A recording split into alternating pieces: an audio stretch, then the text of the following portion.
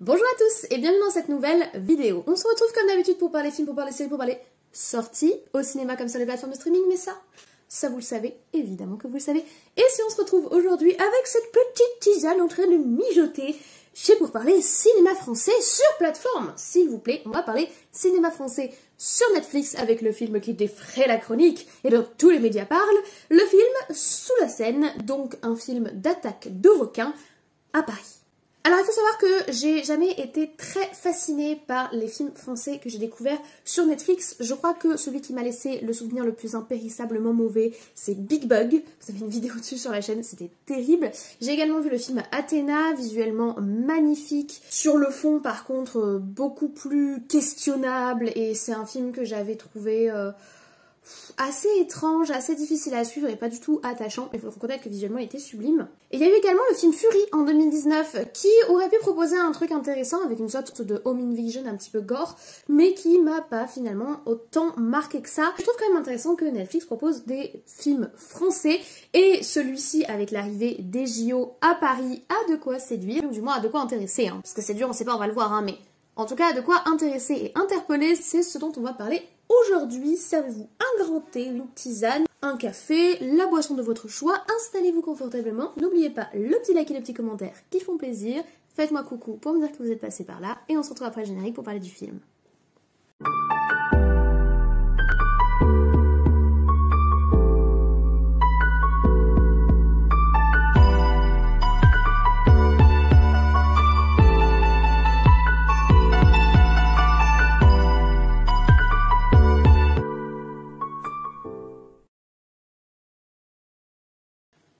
Alors, Sous la Seine est donc un film Netflix d'1h40 qui a débarqué sur la plateforme Netflix le 5 juin 2024, juste avant le début des JO, un mois avant le début des JO, et qui se propose de nous parler d'un événement majeur qui devrait arriver dans la capitale, un fameux triathlon où devrait être annoncée la tenue des JO par la ville de Paris, qui se retrouve être menacée par un requin géant et mutant qui aurait choisi la Seine pour habitat. Le film nous propose donc de suivre Sophia, une scientifique spécialisée dans les requins, dont l'équipe a malheureusement été massacrée par des requins, ainsi que Mika, une jeune activiste, qui vont essayer de gérer la situation alors que la réputation de la capitale est menacée par un très gros poisson.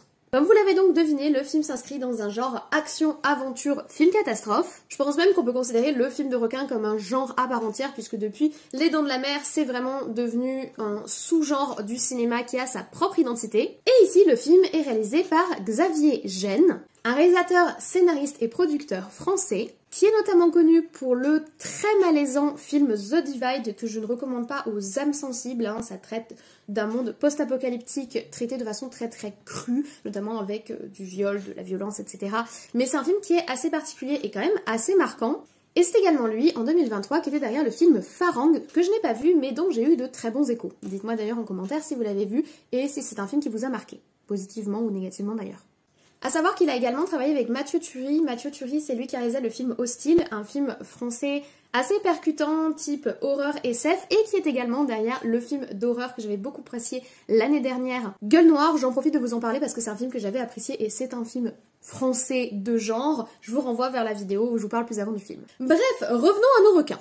Alors, soyons totalement honnêtes les uns avec les autres, je n'attendais rien de ce film, mais je trouvais extrêmement fun que ce concept-là sorte juste avant les JO sur une plateforme aussi internationale que Netflix. Franchement, ça c'était ce que je trouvais vraiment croustillant dans le concept. C'est donc avec un certain enthousiasme que j'ai lancé le film et quelle n'a pas été ma déception. Alors, je n'en attendais pas un grand film, j'attendais plutôt quelque chose de fun dans la lignée des films comme En eau trouble par exemple. Ce genre de film où on est menacé par une créature semi-surnaturelle et où on se retrouve dans une situation un petit peu ubuesque et où le film en fait joue avec ça, joue avec ses clichés pour créer une situation qui est à la fois une situation d'action tellement absurde qu'elle en devient humoristique. C'était vraiment ce à quoi je m'attendais dans ce film et c'est pas vraiment le ton que j'ai retrouvé. Alors au niveau de la photographie, c'est très clean, c'est très propre. Par contre, il y a zéro créativité, hein. C'est vraiment, niveau créatif, c'est nul, mais c'est pas ce que j'attends de ce genre de film. Donc c'est très propre, c'est très clean, les mouvements sont plutôt bien filmés, tous les passages sous l'eau sont franchement immersifs et ça c'est un gros big up, c'est franchement pas facile de filmer sous l'eau. On voit bien au niveau mouvement des acteurs, etc., qu'ils ont filmé sous l'eau, qu'ils ont filmé en combinaison de plongée, et ça, c'est vraiment un plus parce que ça rend ces scènes immersives. En plus, au niveau des décors, il y a un travail qui est assez bien fait, déjà au niveau de la mer de plastique, qui est très impressionnante en début de film, mais également la scène et la fameuse propreté de la scène, qui je trouve est vraiment bien illustrée. Alors je sais pas si c'est réaliste ou pas, je vous avoue que je me suis pas baignée récemment dans la scène, et que je compte pas l'expérimenter non plus, mais je trouve que ça crée vraiment une ambiance et quelque chose de très oppressant qui fonctionne. Après, il y a d'autres décors que j'ai trouvé franchement beaucoup moins, je vais pas dire subtils parce qu'ils sont pas subtils, mais beaucoup moins poussés et beaucoup moins créatifs et beaucoup moins intelligents. Je pense à tout ce qui se passe dans la partie souterraine du film, pour pas vous en dire trop.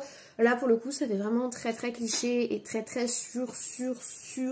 joué en fait, et du coup bah ça matche pas pour moi. Là où l'eau trouble et l'ambiance, on va dire, qui est donnée par la mer de plastique, je trouve fonctionne très bien sur l'aspect horrifique, ces scènes là j'étais pas du tout convaincue. Il y a d'autres choses qui m'ont pas du tout convaincue, notamment dans les effets spéciaux, et franchement les effets spéciaux ils sont qui tout double. Tant qu'on est sous l'eau, tout se passe très bien, et la façon dont ils mettent en scène l'approche des requins et les requins qui tournent autour de vous, etc., franchement, ça fonctionne. Comme je vous dis, il n'y a absolument rien de créatif, on réinvente pas la roue, mais ça marche. Par contre, dès que ce pauvre requin a le malheur de sortir de la flotte, oh my god, on dirait ces espèces d'effets, vous savez, au tout début où il y avait de la 3D au cinéma et où les films qui proposaient de la 3D voulaient un petit peu donner à manger à leurs spectateurs et faisaient une ou deux scènes qui étaient des scènes où les personnages te rentraient dedans et où du coup c'était des scènes qui fonctionnaient peut-être en 3D mais qui visuellement, si t'allais voir ton film dans une salle normale, étaient presque floues, moches et ne fonctionnaient pas du tout. Et ben on a des scènes comme ça dans ce film. Je sais pas si vous voyez exactement ce que je veux dire, mais on a des scènes d'attaque de requins très frontales, on va dire, quand on sort de l'eau en mode rah. Waouh, c'est pas beau du tout. Et d'une manière générale, quand les requins interagissent avec des corps humains en dehors de la flotte, it's a no. Ça va pas. Et alors le contraste avec les autres moments où on voit des requins est énorme, et plutôt violent d'ailleurs. Et en parlant de trucs plutôt violents, parlons de l'acting. Comment dire ça sans me paraître trop abrupte, parce que j'ai pas envie de l'être. Le personnage principal masculin a plus l'air de prendre des poses pour ses posts Instagram que de jouer un rôle. Il est plutôt beau gosse de sa personne, et je pense qu'il le sait, et je pense que la caméra le sait, et je pense que tout le monde le savait sur le tournage, mais il est pas là pour être beau gosse dans un costume de policier. Il est là pour jouer un personnage soucieux, inquiet, enfin pour ressentir des émotions en fait, et il en ressent pas. Par contre il prend des postures comme ça avec une bouche entrouverte, presque à la Bella de Twilight, vous voyez, par moment. C'est franchement pas du tout impliquant, et ça me sortait du film à chaque fois, et c'est pas le seul à être très limite au niveau de son jeu. Léa Lévian qui joue Mika, la jeune activiste, c'est un petit peu pareil. En fait tous les acteurs qui gravitent autour du personnage principal, Sophia, ça va pas vraiment, en particulier Nissa Méliès, mais heureusement on a Bérénice Bejo pour sauver le game. Bérénice Bejo qui joue ici notre spécialiste des requins et qu'on a pu apprécier dans un film comme The Artist, qui a quand même été oscarisé. Dans OSS 117, Le Caire ne répond plus récemment dans le film Coupé, ou encore dans le film The Church. Elle, franchement, elle joue bien, on a plein de subtilités dans son jeu, il y a plein d'émotions qui passent à travers sa façon de jouer, et ça sauve vraiment le game au niveau de l'acting. Malheureusement, elle interagit avec plein d'autres personnages, et toutes les scènes d'interaction, franchement, ça va pas quoi. Ça ne fonctionne pas, et moi ça me sortait vraiment du truc. Alors si tu veux le jouer de façon comique, vas-y encore plus à fond et n'aie pas peur du ridicule. Si tu veux le jouer de façon sérieuse, joue de façon sérieuse, mais là on est dans un entre-deux où on frôle le ridicule et on sent que c'est pas du tout ce qu'on cherche, mais en plus on empêche le film d'être sérieux et de rentrer dans un vrai acting avec des vrais dialogues émotionnels et du coup des vraies transmissions d'émotions à ton spectateur.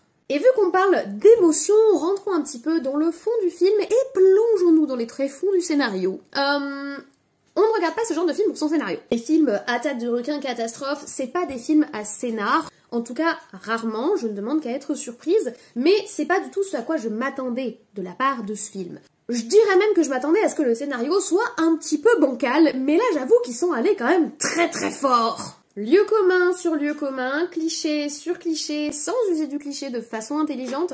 Si je compare par exemple à un film comme En eau trouble, le 1, pas le 2, le 2 c'était horrible, mais le 1. Dans En eau trouble, le 1, on joue vraiment sur le cliché Jason Statham, sauveur de l'humanité, le gros mégalodon.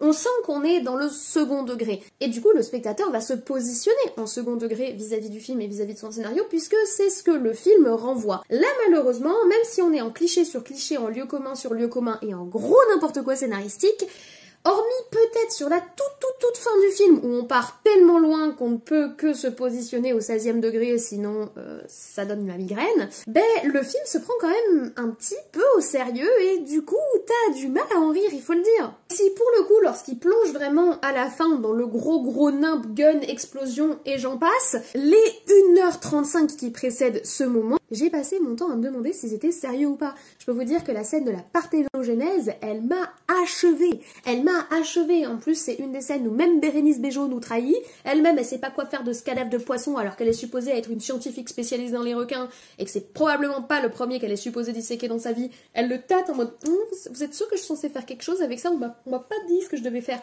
Cette scène, c'est l'apocalypse du film pour moi. Franchement, la scène de la dissection, c'est...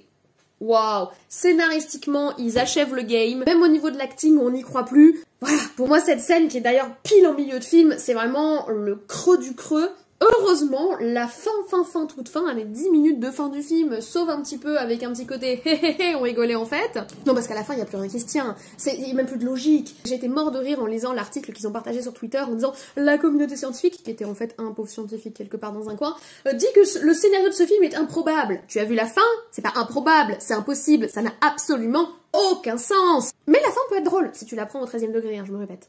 Reste que là où un Sharknado ou un En eau trouble va utiliser le cliché de façon intelligente et humoristique, ce film n'y réussit pas. Et j'ajouterais qu'on se serait également passé de l'espèce de petite ambiance romantique inutile qui vient pas servir le scénario, disons-le.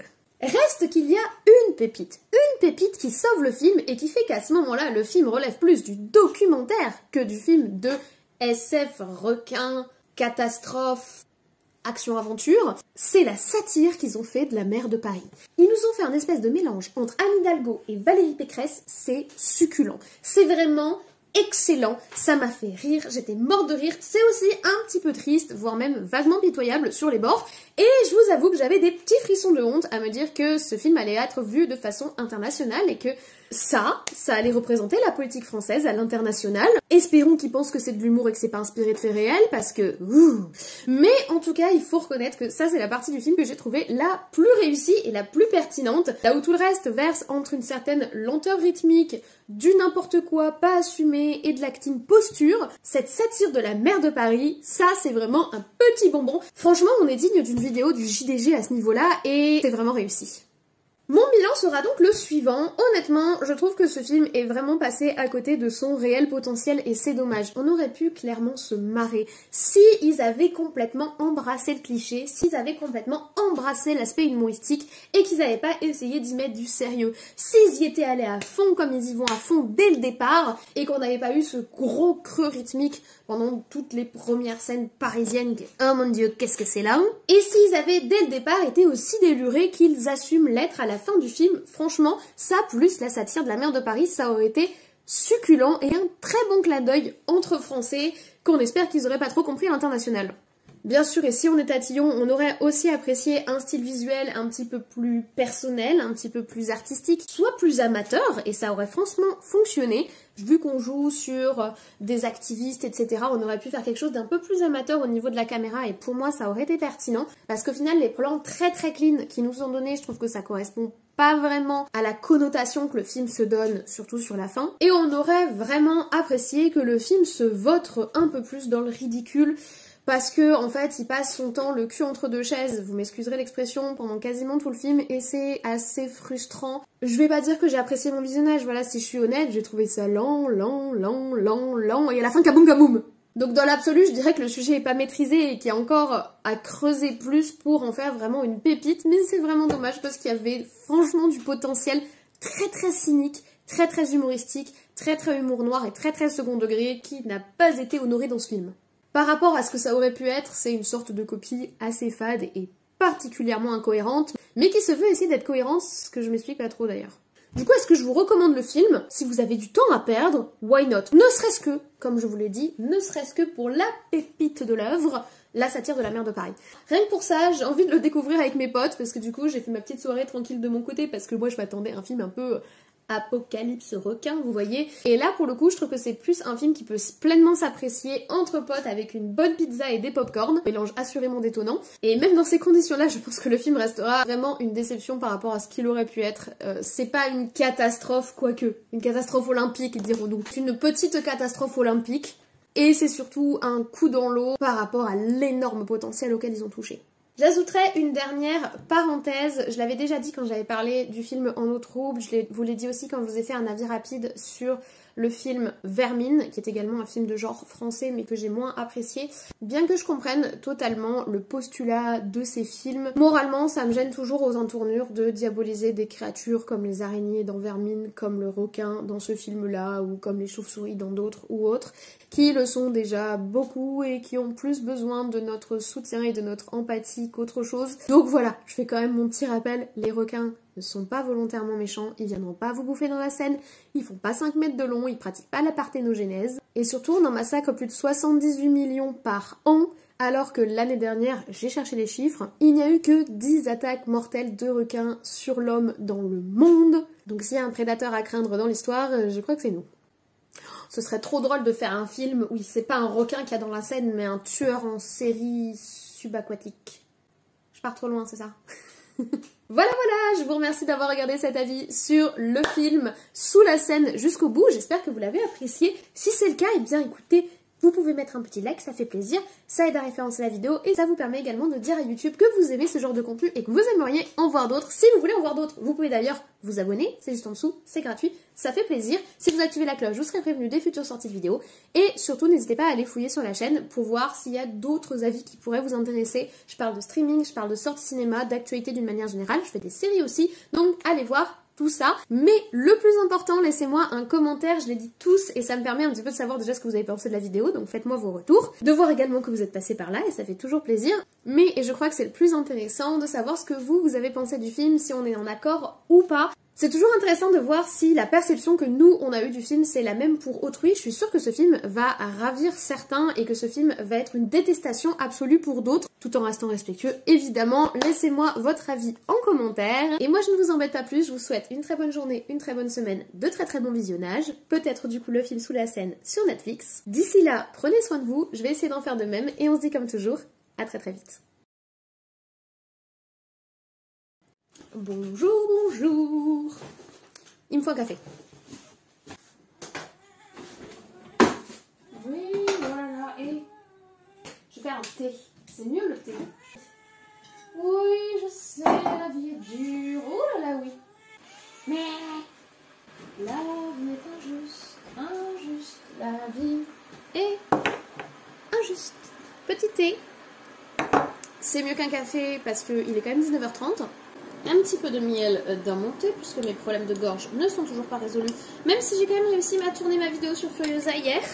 3 heures de tournage entre le maquillage, le short, enfin toutes les différentes prises pour le short et le tournage de la vidéo en elle-même qui a pris 55 minutes de tournage, donc j'ai du taf niveau montage. Mais comme je suis un petit peu masochiste et comme il y a pas mal de trucs qui sortent en ce moment, je fais un autre tournage. Je vais charger mon eau chaude. Parce que oui, j'ai tellement traîné pour vous tourner ma vidéo sur Furiosa à cause de ces histoires de commandes qui n'ont pas été honorées, que du coup, on est 3 semaines plus tard et est sorti Sous la Seine sur Netflix, c'est ce dont on parle aujourd'hui, et également sont sortis les 2 premiers épisodes de The Acolyte sur Disney+, j'ai très hâte de les découvrir, et sont également sortis au cinéma cette fois-ci, le film Le tunnel de je sais pas quoi, le tunnel du temps, enfin le tunnel de je sais pas quoi, qui est un film japonais d'animation qui est enfin arrivé en France que j'ai envie de découvrir, ainsi que Rendez-vous à mes potes que j'aimerais bien pouvoir voir, mais il faut que je trouve une séance, donc gros programme, je vous parlerai pas de tout ça, je pense qu'on parlera quand même de The Acolyte et on va parler de Sous la Seine du coup. Bref, je vais pas épiloguer, on va se lancer directement dans le vif du sujet et on va parler du film Sous la Seine maintenant que mon thé est prêt, enfin du moins qu'il va infuser.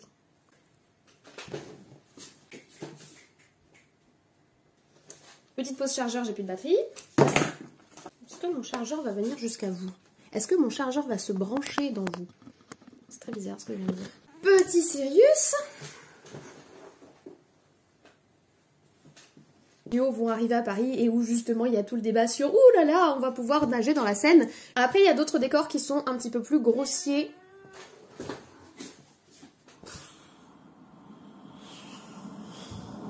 Ah fou. Bon, je vais vous laisser parce que mon histoire de batterie là, batterie. Et en plus, putain, j'ai fait 30 minutes, pardon. J'ai été vulgaire. J'ai parlé 30 minutes sur ce film. Je pense pas que j'avais 30 minutes de trucs à dire sur ce film. C'est absolument incroyable que j'ai autant de choses à dire sur ce film. Non, je pense pas qu'il y a 30 minutes parce qu'il y a plein de moments où je me suis levée pour ouvrir Sirius et il y a des moments où je me suis levée pour aller me mettre de l'eau. Donc en soi, j'ai dû parler quoi, 24 minutes? C'est quand même beaucoup. Bref, je vais aller faire mon montage parce que j'ai beaucoup de taf de montage. Je vous l'ai dit, il y a Furiosa, il y a cette histoire-là et il y a Star Wars. Je les ai pas encore vus. J'ai hâte de découvrir si Acolyte est aussi prometteur que ça pouvait être prometteur. Je sais pas si ça a du sens. Bref, merci d'avoir regardé cette scène post-générique et ciao!